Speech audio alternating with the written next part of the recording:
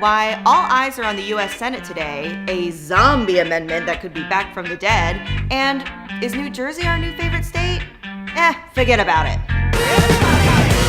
Hey y'all, it's Tuesday. I'm Allison Turner, and this is Daily Equality. Yesterday, HRC joined 166 civil rights organizations in urging senators to protect the Affordable Care Act. That's because Trump, Pence, and McConnell are still pushing their so-called health care plan, which is just another way of saying their efforts to roll back the ACA. Today's strategy?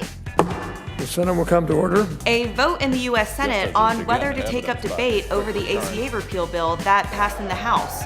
Their scheme would cause an estimated 22 to 32 million people to lose their health care coverage by 2026.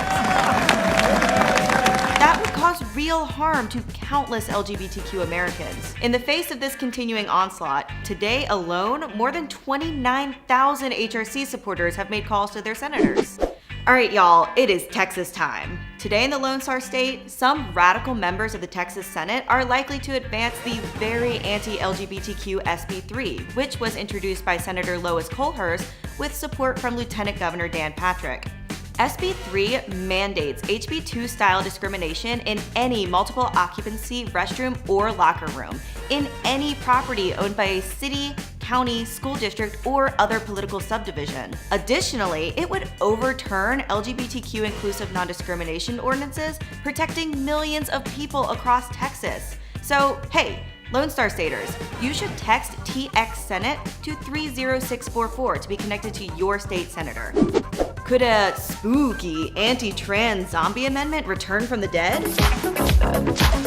Earlier this month, Representative Vicky Hartzler failed in her attempt to attach a hateful and cruel anti-transgender amendment to the National Defense Authorization Act.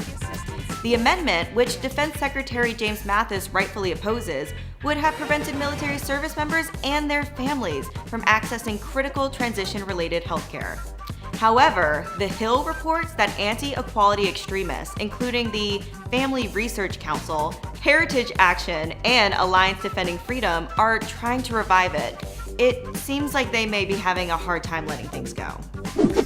And shout out to New Jersey for implementing 2 laws to protect the transgender community. One requires the state to give guidance to public schools about policies regarding trans students, including allowing students to use bathrooms that are aligned with their gender identity. And the second prohibits state-licensed hospitals, health providers, health insurers, and Medicaid from refusing service to any individual because they are transgender. New Jersey, we love you.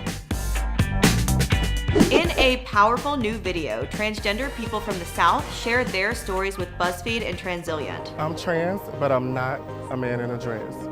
I'm trans, but I know exactly who I am. It's a series highlighting the experiences of transgender people living in 4 southern states. I'm trans, but I'm not a monster or a bad person. For more tips on today's LGBTQ news, subscribe to AM Equality at hrc.im/amsubscribe. Thanks, y'all. Woo! Happy Tuesday.